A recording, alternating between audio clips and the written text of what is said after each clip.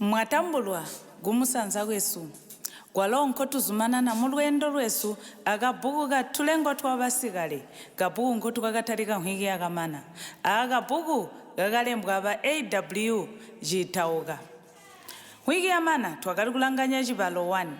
kouti mubuza bwasuno tulalanganya Cibalo 2 tuli banambala cikwasa lyonse nzarango akalisi nkhondo nyina mupati abantu bansiku antera mwakabarakale muli nakoyo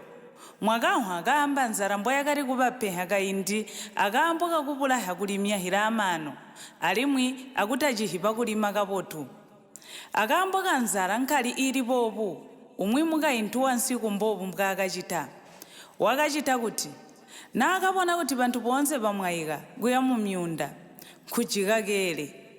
kachitalika kukwasakele kwakabuka mwenzu ino uyamuka intu wakati ino ntiani uya mwenzu wobuka urandinyani hakele kangu pona wakahambana kukajula awukasisa muntebe muchipaya anyobo mulihi kuti bansiku bakali kusama hipaya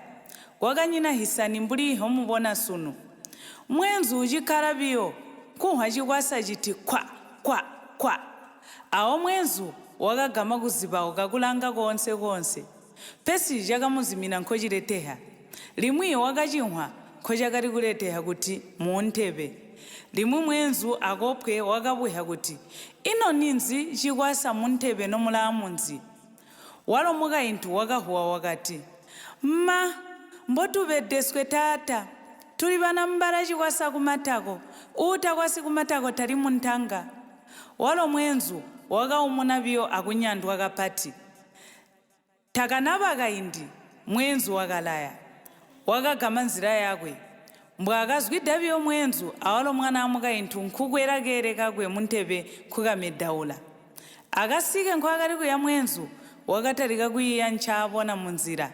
nkapera kuzwa chindecho kakachara kashimyo kakuti bantanga bakwasa kumatako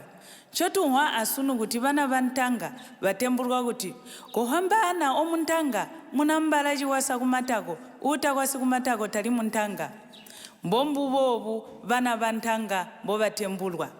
sena mulamuseka muka intoyu wakasisakere muchisalu ihaka museka kambonyebota munayihwa nzara mbwipeha muhabiyo nzara yabuzwa bomwe biyo pesa ayo akali mazuba nsini jakali kuyandwa kuhuna buzumi bwako olike